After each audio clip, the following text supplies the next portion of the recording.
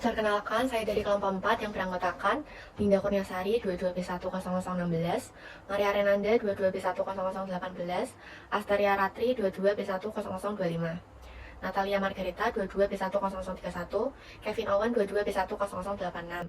Di sini kita akan membahas 3 bab. Yang pertama, garis pengaruh, yang kedua, analisis struktur kabel, dan yang ketiga, analisis dengan metode perpindahan atau metode distribusi momen. Yang pertama, saya akan membahas garis pengaruh. Topik yang akan dibahas di dalamnya ada yang pertama, garis pengaruh reaksi tumpuan, yang kedua, pengaruh gaya geser dan momen lentur, dan yang ketiga, beban terpusat dan merata pada balok, yang keempat, beban terpusat, yang kelima, garis pengaruh rangka garis, yang keenam, pengaruh pelengkung tiga sendi, dan yang terakhir ada soal latihan. Garis pengaruh, suatu struktur jembatan yang harus memikul beban bergerak dari kendaraan yang lewat di atasnya. Akibat beban yang bergerak ini, maka respons struktur yang akan senantiasa berubah pula. Dalam kasus ini, maka diperlukan suatu analisis untuk menyusun garis pengaruh akibat beban bergerak tersebut. Garis pengaruh yang dibuat dapat berupa garis pengaruh reaksi tumpuan, garis pengaruh gaya geser, dan garis pengaruh momen lentur.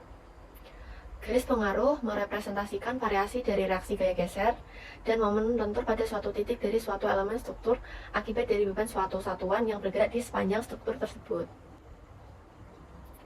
Garis pengaruh reaksi tumpuan. Garis pengaruh dari reaksi struktur dibuat dengan anggapan ada beban bergerak P yang besarnya suatu satuan. Beban satu satuan ini misalkan diletakkan sejarak dengan X dari ujung kiri tumpuannya, dan selanjutnya dengan menggunakan persamaan kesetimbangan statik. Dapat dihitung besarnya reaksi tumpuan. Pada gambar 4.1 ditunjukkan suatu balok bertumpu sederhana dengan beban P sama dengan 1 yang bekerja pada jarak RM dari tumpuan 1.A, balok sederhana. Selanjutnya diasumsikan bahwa beban P tersebut berjalan dengan interval tiap 1 meter. Dengan menggunakan persamaan kesetimbangan dapat dihitung besarnya reaksi VR sebagai berikut. Besaran V dapat dibuat seperti gambar 4.1b untuk mendapatkan garis pengaruh reaksi VR.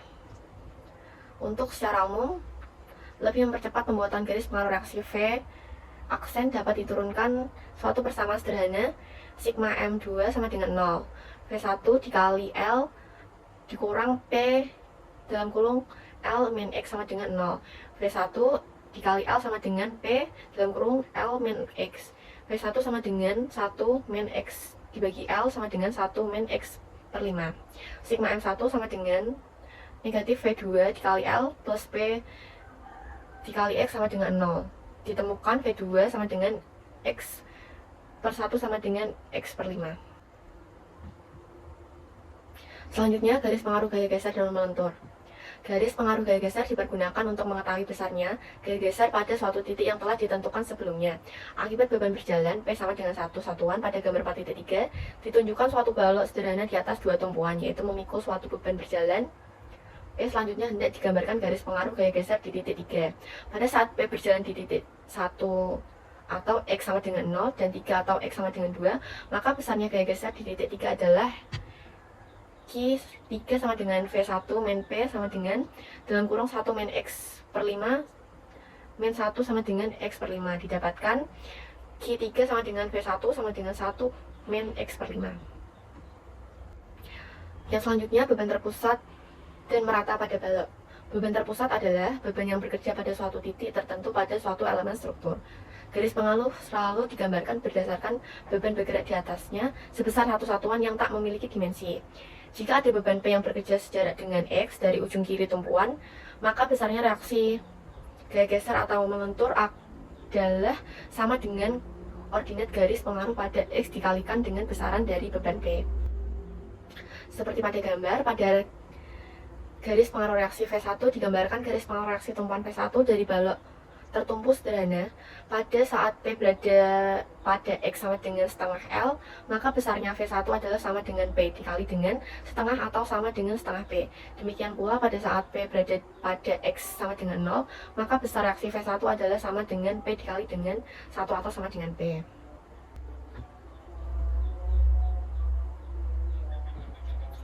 Selanjutnya, beban terpusat merata pada balok. Beban merata adalah beban yang bekerja secara terdistribusi merata pada suatu bagian elemen struktur. Pada gambar B, gambar beban merata, suatu balok memikul beban merata dengan intensitas Q, maka sepenggal kecil bagian beban dx akan menghasilkan beban terpusat pada balok dp sama dengan Q dikali dx. Oke, baik. Sekarang saya akan menjelaskan dari slide yang sebelumnya pada gambar B. Dari gambar B tadi itu, jika DP terletak sederek X dari tumpuan kiri dan pada lokasi tersebut besar koordinat garis pengaruh, reaksi, gaya geser, ataupun momen lentur adalah Y. Maka nilai sebenarnya dari fungsi garis pengaruh tersebut adalah DP dikali Y. Efek dari seluruh gaya DP diperoleh dengan mengintegrasikan gaya DP sepanjang elemen balok, yaitu GY kali DX sama dengan GY kali DX. Dengan mengingat bahwa Y kali DX adalah merupakan luas daerah di bawah fungsi dari garis pengaruh, maka secara umum dapat disebutkan bahwa nilai dari suatu fungsi garis pengaruh, reaksi, gaya geser, dan momen lentur akibat beban merata adalah sama dengan luas daerah di bawah fungsi garis pengaruh tersebut dikalikan dengan intensitas yang bekerja. Selanjutnya di sini pada gambar A, garis pengaruh F1 pada beban merata. Baik, pada beban merata ini yang bekerja pada balok tertumpu sederhana pada gambar di samping, maka besarnya reaksi F1 dikalikan dengan intensitas beban merata Q, atau dapat dikatakan V1 sama dengan setengah dikali 1 dikali L, dan Q sama dengan setengah dikali Q kali L. Selanjutnya di sini saya akan membahas rangkaian beban terpusat. Pada suatu struktur balok pemikul beban kendaraan, pada umumnya beban berasal dari berat kendaraan yang disalurkan melalui rata-rata pada roda kendaraan tersebut. Dalam pemodelan beban kendaraan ini biasa digambarkan sebagai suatu rangkaian dari beban terpusat. Jadi nanti saya akan tampilkan gambar 4.9. Di gambar itu menunjukkan contoh pembebanan truk seberat 500 kN. Dalam analisis struktur, beban roda dari truk tersebut dimodelkan sebagai suatu beban terpusat berangkai seperti pada gambar 4.10. Di sini yang saya maksud gambar 4.9 itu beban berjalan dan dari truk 500 kN, dan di gambar 10 ini, 4.10 ini adalah momen beban terpusat berangkai. Selanjutnya di sini ada suatu rangkaian beban berjalan yang terdiri dari beberapa beban terpusat melewati sebuah balok yang tertumpu sederhana seperti ditunjukkan dalam gambar gaya geser maksimum akibat beban berangkai. Di sini ada gambar A, B, C, dan D. Dan di gambar tadi itu memiliki persamaan. Yang pertama itu adalah P1 per C1 lebih besar sigma P per L. Dengan sigma P, total beban dalam rangkaian sama dengan P1 plus P2 plus P3 plus P4, L sama dengan panjang bentangan balok. Selanjutnya, gaya geser positif maksimum di titik 3 dapat pula terjadi pada saat beban P2 berada pada titik 3. Dengan syarat P2 per C2 lebih besar sigma P per L. Selanjutnya, ada juga gaya geser positif maksimum di titik 3 dapat pula terjadi pada saat beban P3 berada pada titik 3 dengan syarat P3 per C3 lebih besar sigma P per L. Selanjutnya, masuk ke garis pengaruh rangka batang. Untuk suatu struktur rangka batang dapat pula digambarkan garis pengaruh reaksi tumpuan, serta garis pengaruh gaya batang akibat beban bergerak P sebesar satuan pembuatan garis pengaruh reaksi tumpuan dari struktur rangka batang dapat dilakukan dengan cara yang sama seperti pada saat menghitung garis pengaruh reaksi tumpuan dari balok tertumpu sederhana. Nanti saya akan tampilkan gambar 4.15 menunjukkan sebuah struktur rangka batang yang memiliki cantilever di kedua ujungnya serta digambarkan pula garis pengaruh reaksi tumpuan. Nah, di sini yang gambar 4.15 yang saya maksud yaitu garis pengaruh struktur rangka batang. Di sini dari gambar ini untuk menggambarkan garis pengaruh gaya batang. Beban dapat diletakkan pada posisi titik kumpul dan kemudian dihitung besarnya. Gaya batang pada gaya batang yang hendak digambarkan garis pengaruhnya. Selanjutnya di sini ada garis pengaruh pelengkung 3 sendi. Seperti halnya struktur balok menerus dan struktur rangka batang, maka untuk suatu struktur pelengkung 3 sendi juga dapat digambarkan garis pengaruh reaksi tumpuan, garis pengaruh gaya geser, dan garis pengaruh momen lentur. Reaksi horizontal dari suatu pelengkung 3 sendi sama dengan momen lentur di tengah bentang balok tertumpu sederhana dengan panjang yang sama yang dikalikan dengan koefisien I bagi C, sebesaran C adalah tinggi puncak dari struktur pelengkung 3 sendi, sehingga garis pengaruh reaksi H adalah sama dengan diagram momen lentur dikalikan dengan 1 per C. Baik, di gambar garis pengaruh reaksi H ditunjukkan dalam gambar 4.17D yang akan saya tampilkan. Selanjutnya di sini ada garis pengaruh momen lentur di titik 4. Di sini saat P berjalan dari titik 1, R sama dengan 0 hingga titik 4, X sama dengan alfa, maka MA sama dengan setengah kali B kurang HT dikali R. Saat P berjalan dari titik 4 sama dengan X sama dengan alfa hingga titik 2 X sama dengan 1, M1 sama dengan F1 dikali alfa dikurang H dikali R. Gambar garis pengaruh momen lentur di titik 4 diperlihatkan dalam gambar di slide berikutnya. Di sini gambar yang sama ke 4.17 tadi. Selanjutnya di sini ada garis pengaruh gaya geser di titik 4.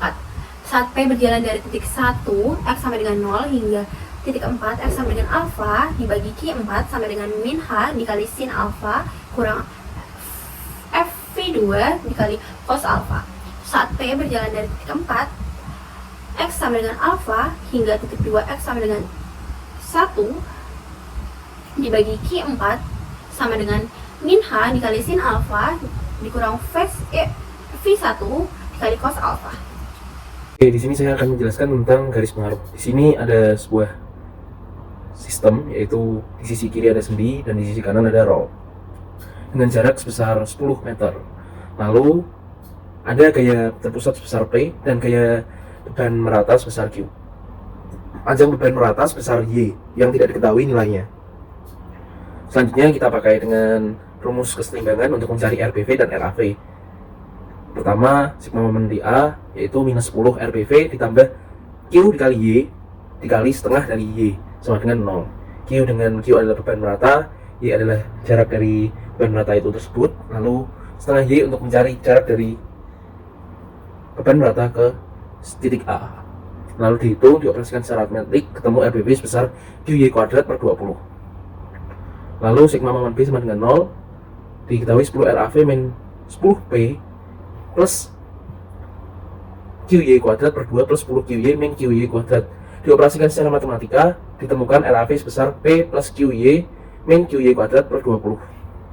Lalu di sini saya mengasumsikan beban terpusat sebesar 5 dan Q sebesar 10. Dan setelah dimasukkan, didapatkan RAV sebesar 5 plus 10Y min setengah Y kuadrat dan RPV sebesar setengah Y kuadrat. Lalu lanjut ke garis pengaruhnya. Di saat posisi Y sama dengan 0, RAV-nya 5, RPV-nya 0. Di saat Y sama dengan 5, RAV-nya sama dengan 42,5 dan RPV-nya sebesar 12,5. Lalu di saat Y sama dengan 10, RAV-nya 55, RPV-nya 50. Dari nilai tersebut bisa digambarkan garis pengaruhnya. Nah, ini garis pengaruh RAV. Di saat titik 0, RAV-nya 5. Di saat RAV-nya di titik sama dengan 3, RAV-nya 30,5. Di saat titik sama dengan 5, RAV-nya 42,5. Di saat titik sama dengan 7, RAV-nya 50,5 dan seterusnya. Begitu juga dengan yang garis pengaruh RPV, sama persis. Bab 7. Analisis struktur kabel. Topik yang dibahas, beban terpusat pada struktur kabel dengan beban merata, dan juga contoh soal. Pengertian struktur kabel. Secara umum, struktur dapat dikategorikan menjadi struktur yang kaku dan struktur yang mudah berdeformasi pada saat mengikut beban yang bekerja padanya. Hal ini tergantung dari perubahan geometri pada struktur saat bekerja memikul beban. Struktur yang kaku dapat memikul beban luar tanpa perlu mengalami perubahan dalam geometrinya. Struktur kabel adalah salah satu contoh jenis sistem struktur yang tidak kaku. Struktur kabel sering digunakan untuk memikul atau mentransmisikan beban dari satu elemen struktur ke elemen lainnya. Dalam analisis, pada umumnya berat sendiri dari elemen kabel dapat diabaikan. Namun demikian, pada beberapa jenis struktur kabel yang digunakan sebagai pemikul antena radio atau transmisi listrik, berat kabel menjadi suatu hal yang penting dan harus disertakan dalam analisis struktur. Contoh penerapan struktur kabel. Salah satu contoh struktur kabel adalah struktur dari jembatan Nilau Viaduk yang terdiri dari 8 bentang jembatan lalu lintas dan ditopang oleh 7 buah pilon. Jembatan Nilau merupakan jembatan lalu lintas tertinggi di dunia dengan tinggi struktur pilon 341 meter, sedikit lebih tinggi dari Menara Eiffel dan hanya 40 meter lebih pendek daripada gedung Empire State. Contoh lain dari struktur kabel adalah struktur Jembatan Nasional Suramadu yang melintasi Selat Madura, menghubungkan Pulau Jawa yaitu di Surabaya dan Pulau Madura di Bangkalan, tepatnya Timur Kamal, Indonesia. Dengan panjang 5.438 meter, jembatan ini merupakan jembatan terpanjang di Indonesia saat ini. Jembatan Suramadu terdiri dari 3 bagian, yaitu jalan layang atau causeway, jembatan penghubung atau approach bridge, dan jembatan utama main bridge. Beban terpusat pada struktur kabel. Apabila suatu struktur kabel memikul beberapa buah beban terpusat, maka tiap segmen kabel akan menjadi segmen-segmen lurus yang masing-masing memikul gaya tarik seperti diperlihatkan dalam gambar 7.3. Dalam hal ini, berat sendiri dari kabel dapat diabaikan. Pada gambar 7.3, theta menunjukkan sudut kemiringan dan AB dan L adalah bentangan kabel. Jika L1, L2, dan L3 serta beban P1 dan P2 diketahui, maka analisis diperlukan untuk menentukan 9 buah variabel meliputi 3 buah gaya tarik pada tiap segmen kabel, 4 buah komponen reaksi di tumpuan A dan B, serta ordinat dari titik C dan D yaitu YC dan YD. Dari kesetimbangan titik arah horizontal dan vertikal pada titik A, B, dan C, maka dapat diperoleh 8 buah persamaan. 1 buah persamaan lagi diperlukan untuk menyelesaikan analisis, dan biasanya persamaan ini dapat diperoleh dari bentuk geometri kabel. Sebagai contoh, apabila total panjang kabel adalah S, maka dengan menggunakan teorema Pythagoras dapat dituliskan hubungan antara S dengan L1, L2, Ls, theta, YC, dan YD. Namun demikian, hal ini akan sulit diselesaikan. Pada umumnya, salah satu ordinat YC atau YD dapat diketahui terlebih dahulu, sehingga analisis struktur kabel dapat diselesaikan.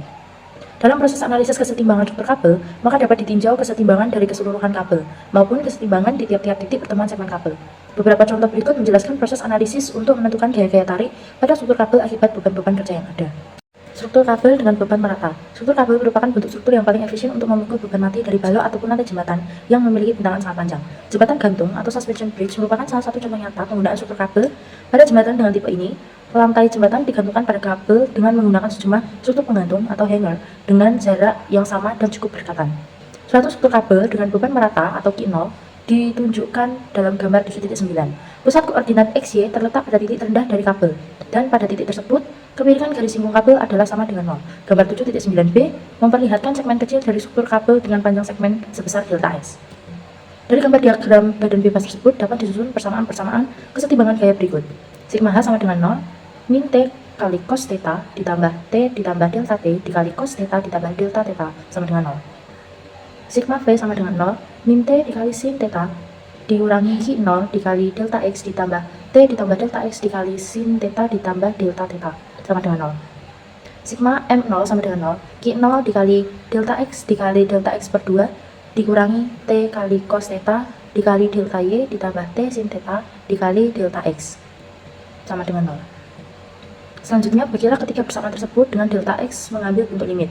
Delta X 0, delta Y jadi 0, delta theta jadi 0, dan delta T jadi 0, maka diperoleh persamaan D dikali T kali cos theta per dx sama dengan 0. Persamaan yang kedua, D kali T kali sin theta dibagi dx sama dengan Q0. Kemudian dy per dx sama dengan tan theta. Integrasi persamaan 71 dengan kondisi batas t sama dengan h pada saat x sama dengan 0 akan menghasilkan t kali cos theta sama dengan h, yaitu persamaan 7.4. Persamaan 7.4 hendak menunjukkan bahwa komponen gaya dalam arah horizontal di tiap titik dari kabel adalah konstan. Selanjutnya, integrasikan pula persamaan 7.2 serta mengingat bahwa t kali sin 0 sin theta sama dengan 0. Pada saat x sama dengan 0 akan didapatkan T kali sin 0 sama dengan Q0 kali X. Pembagian persamaan 7.5 dengan persamaan 7.4 akan mengeliminasi T yang dengan mengingat persamaan 7.3 akan menghasilkan persamaan berikut. Integrasi kembali persamaan 7.6 dengan kondisi batasi sama dengan 0 pada X sama dengan 0 akan menghasilkan persamaan 7.7. Persamaan 7.7 merupakan sebuah persamaan parabola. Nilai H dapat diperoleh dari persamaan tersebut dengan mengingat kondisi batas bahwa Y sama dengan H pada saat X sama dengan L, sehingga menghasilkan persamaan 7.8. Apabila nilai H disubstitusikan kembali ke persamaan 7.7, maka diperoleh bentuk lain untuk persamaan kabel yaitu persamaan 7.9. Persamaan 7.4 menunjukkan bahwa gaya tarik dalam kabel akan mencapai nilai maksimum apabila theta juga maksimum, yaitu pada X sama dengan L. Dan akhirnya dari persamaan 7.4 dan 7.5 diperoleh nilai gaya tarik maksimum pada kabel akibat beban merata, yaitu menghasilkan persamaan 7.10 atau persamaan 7.11 atau persamaan 7.12. Oke, di sini saya akan menjelaskan soal tentang struktur kabel ya. Di sini ada contoh soal, ada struktur kabel yang digantung di titik A dan E. Di titik A dan E terdapat beda ketinggian sebanyak 0,57 meter. Lalu di titik B dan C dan D diberikan beban sebesar 2 kN, 7 kN, dan 9 kN. Di sini hanya diketahui jarak dari titik C ke titik E, yaitu sebesar 2 meter. Lalu jarak YB dan YD kita harus mencarinya. Itu yang ditanyakan. Pertama, karena ini struktur kabel, jadi untuk mencarinya kita menggunakan rumus kesetimbangan, yaitu sigma V dan sigma H yang ditinjau di tiap titik-titik yang terdapat beban, yaitu di sini titik B, titik C, titik D yang masing-masing memiliki beban. Nah, pertama kita tinjau di titik B, terdapat beban P1 dan gaya-gayanya digambarkan. Terdapat beban sebesar 2 kN serta terdapat tegangan kabel AB dan tegangan kabel BC. Menggunakan sigma H sama dengan 0 yang menghitung gaya-gaya horizontalnya, yaitu TBC cos alfa dan minus TAB cos alfa didapatkan persamaan berikut tertera pada PowerPoint. Lalu sigma V sama dengan 0, menghitung gaya-gaya vertikal, ditemukan TBC sebesar TAB bla bla bla bla bla itu. Nah, lalu kita mensubstitusikan TBC yang tadi kita dapat ke persamaan yang ada di sigma H tadi, disubstitusikan sehingga kita mendapatkan nilai TAB-nya, yaitu min 2 kali YB kuadrat plus 0,83 kuadrat per 3,9524 min 2,4726 YB. Nah, selanjutnya kita ke titik C. Titik C. Nah, ini di titik C kita menggunakan cara yang sama sehingga mendapatkan tegangan CD dan BC yang tentunya masih belum ada YB dan YD-nya yang belum diketahui. Lalu kita ke titik D dengan menggunakan cara yang sama, yaitu sigma H sama dengan 0 dan sigma V sama dengan 0, didapatkan nilai TDE-nya dan TCD-nya. Lalu setelah mendapatkan nilai tersebut, kita substitusikan kembali sehingga kita bisa mendapatkan nilai dari YB dan YD. Contoh perhitungannya yaitu kita ambil salah satu tegangan yang bisa kita sama dengankan. Misal TBC sama dengan TBC. Kita operasikan secara matematika dan YB-nya diketahui yaitu 1,7512 min 0,039 YD. Gitu. YB sama dengan 1,7512 min 0,039 YD. Terus TJD sama dengan TCD. Sebenarnya nggak harus TCD dan TBC, bisa juga TAB atau apa. Yang penting dua tegangan yang sama kita jadikan satu. Ini dicontoh TCD sama dengan TCD 2,94 bla bla bla bla disama dengankan dengan TCD, dioperasikan secara matematis didapatkan YB sama dengan 2,3667 min 1,04 YD. Lalu YB yang tadi dari persamaan TBC disama dengankan dengan YB yang terdapat di persamaan TCD. Jadilah 2,3667 min 1,04 YD sama dengan 1,7512 min 0,039 YD. Dioperasikan secara aritmatik dan matematika didapatkan YD sama dengan 0,61. Kemudian hasil YD tersebut disubstitusikan ke dalam persamaan salah satu persamaan YB. Di sini disubstitusikan ke persamaan 2,3667 min 1,04 YD, YD-nya dimasukkan angka dan didapatkan YB sebesar 1,7272 meter. Pada bab 10 dengan judul analisis dengan metode perpindahan, yaitu metode distribusi momen. Topik yang dibahas yaitu ada prinsip dasar metode perpindahan, analisis balok penerus, analisis portal tak bergoyang, dan contoh soal. Analisis portal statis tak tentu. Dalam analisis dengan menggunakan metode distribusi momen ini, perjanjian tanda yang digunakan masih serupa dengan perjanjian tanda dalam metode persamaan slope diffraction. Momen bernilai positif apabila memiliki arah serupa dengan arah jarum jam, dan negatif apabila arahnya berlawanan dengan arah putaran jarum jam. Perjanjian tanda untuk fixed end moment juga serupa, yaitu FIM bernilai positif apabila searah dengan jarum jam dan negatif apabila memiliki arah yang berlawanan dengan jarum jam. Pada analisis portal statis tertentu memiliki beberapa faktor. Yang pertama ada faktor kekakuan batang.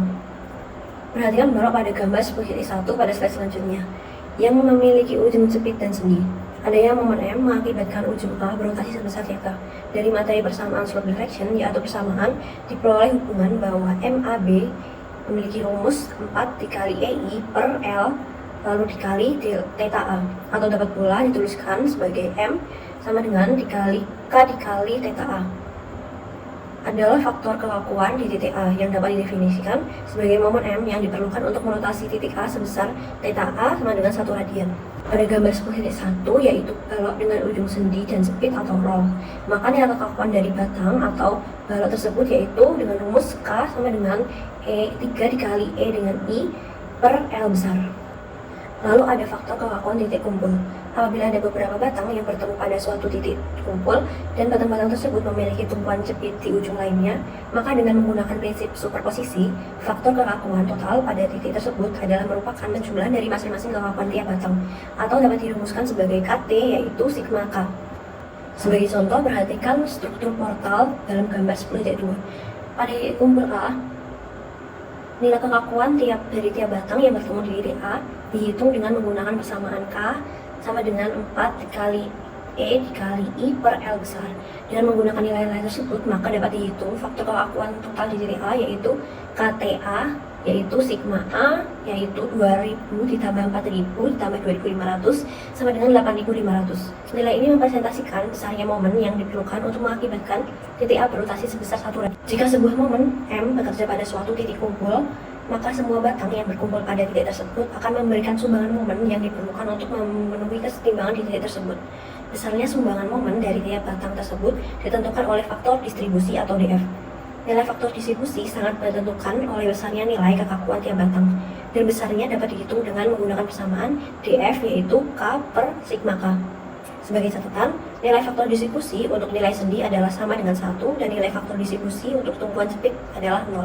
Selanjutnya ada faktor perpindahan atau carry over factor atau CU. Dapat disimpulkan bahwa momen atau M pada tumpuan sendi menimbulkan momen pada ujung jepit yang besarnya, yaitu setengah dari M. Secara umum dapat dinyatakan bahwa balok-balok dengan ujung jepit mempunyai faktor perpindahan atau CU yang besarnya plus setengah. Tanda positif menunjukkan bahwa kedua momen memiliki arah putaran yang sama. Lalu ada analisis balok menerus. Untuk dapat memahami dan menggunakan metode distribusi momen dalam analisis struktur balok menerus, maka dalam bahasannya berikut ini disajikan beberapa contoh-contoh dari aplikasi metode distribusi momen. Lalu selanjutnya ada analisis portal tak bergoyang. Metode distribusi momen dapat pula digunakan untuk menganalisis suatu struktur portal statis tak tentu. Cara analisis dilakukan dengan cara yang sama seperti pada analisis balok menerus statis tak tentu.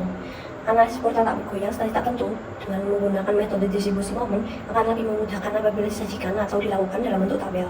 Lalu selanjutnya ada analisis portal bergoyang, yaitu portal yang tak simetri, baik dari sisi geometri maupun dari sisi bebanan, akan cenderung mengalami goyangan atau perpindahan dalam arah horizontal. Suatu contoh dari struktur portal goyang ditunjukkan dalam gambar 10.9. Beban luar atau P akan menimbulkan momen internal di titik B dan DC yang tidak sama besar, sehingga menimbulkan perpindahan horizontal sebesar A ke arah kanan. Untuk menentukan besarnya perpindahan horizontal A serta menghitung momen-momen internal yang terjadi pada portal tersebut dengan menggunakan metode momen distribusi, maka akan menggunakan metode superposisi seperti ditunjukkan dalam gambar 10.9. Pada awalnya portal ditahan terhadap goyangan dengan memberikan tumpuan di titik C seperti tampak dalam gambar 10.9.b. Kemudian dilakukan analisis dengan menggunakan metode distribusi momen serta berdasarkan prinsip kesetimbangan statik, maka besar gaya R dalam gambar 10.9.b dapat ditentukan. Selanjutnya reaksi R yang sama besar namun berlawanan arah diberikan pada portal tersebut seperti terlihat dalam gambar 10.9.c. Untuk melakukan analisis tersebut, maka mula-mula dapat diberikan momen internal MBA aksen dengan besaran tertentu, misalnya diambil 100 kNm. Dengan menggunakan metode distribusi momen, maka besarnya delta F, delta aksen, dan gaya eksternal R aksen akibat momen MBA aksen dapat dihitung karena deformasi yang terjadi bersifat ilustratis linear. Maka gaya R aksen menimbulkan momen pada portal yang besarnya proporsional terhadap momen yang ditimbulkan oleh R. Atau apabila MBA aksen dan R aksen telah dapat dihitung, maka besarnya momen internal di titik B yang dihitung oleh R adalah MBA, yaitu MBA aksen dalam kurung R per R aksen kurung tutup. Pada akhirnya momen internal di titik B adalah hasil penjumlahan dari momen internal yang diperoleh dari gambar 10.9.b dan 10.9.c. Oke, pada kesempatan ini saya akan menjelaskan bab 10, yaitu mencari reaksi menggunakan rumus distribusi momen. Di sini saya menggunakan contoh dari buku analisis struktur penerbit Erlangga karya Agustiawan. Nah, di sini saya akan menjelaskan soalnya. Contoh 10.1. Di sini terdapat tegangan jepit pada titik A dan tegangan tumpuan jepit pada titik A, tumpuan roll pada titik B dan C dengan beban merata sebesar 12 kN per meter sepanjang 5 meter dan jarak dari titik B ke C sebesar 2,5 meter. Nah, sebelum memulai mencari reaksi menggunakan distribusi momen, kita perlu mencari faktor kekakuan dari masing-masing balok, yaitu di sini dibagi menjadi dua dari segmen AB dan BC. Di segmen AB rumusnya 4 dikali E dikali L per 5, dan di B sampai C rumusnya 3 dikali E kali L per 2,5, yaitu jaraknya. Hasilnya yaitu 0,8 EL serta 1,2 EL. Setelah itu kita menghitung faktor distribusi di tiap titik kumpulnya. DF sama dengan AB, DFAB sama dengan 0, DFBA sama dengan KAB per KAB plus KBC sama dengan 0,8 EL per 0,8 L plus 1,2 EI, coret dapat 0,4 DFBA nya. Setelah itu DFBC sama caranya. Selanjutnya kita mencari nilai fixed end moment. Fem AB sama dengan min 1/12 kali 12 kali 5 kuadrat sama dengan min 25 kN per meter, dan Fem BA sama dengan 1/12 dikali 12 kali 5 kuadrat, yaitu hasilnya 25 kN per meter. Nah, selanjutnya kita akan mencari analisis menggunakan distribusi momen. Nah, ini ada tabelnya. Di sini titik kumpulnya itu ada di balok, DF, Fem, Dis, dan CO serta sigma momen. Nah, di sebelahnya ada kolom A, yaitu AB untuk balok, DF sama dengan 0, Fem sama dengan min 25, dan CO sama dengan min 5, sigma M sama dengan min 30. Nah, terus di kolom B ada BA, BC dibagi dengan BA dan BC. DF-nya 0,4 dan 0,6. Fem-nya untuk BA 25 sama min 10, dan untuk BC sama dengan min 15. Lalu CO-nya tidak ada. Sigma momennya di sini hasil penjumlahan di VM-nya 25 min 10 dapat 15 sama 0 ditambah min 15 dapat min 15. Nah, terus di segmen terakhir, di segmen CB itu adanya DF sama dengan 1. Di sini udah dapat momen di AB-nya min 30 kN dan momen BA-nya 15 kN dan momen BC-nya sama dengan minus 15 kN per meter. Nah, dari situ kita bisa gambarkan PMD-nya menggunakan cara yang sudah diajarkan pada bab-bab sebelumnya dan pada saat statika. Tertampang pada PowerPoint hasil PMD-nya dari 0 dan berakhir di 0. Segitu kurang lebih untuk penjelasan bab 10.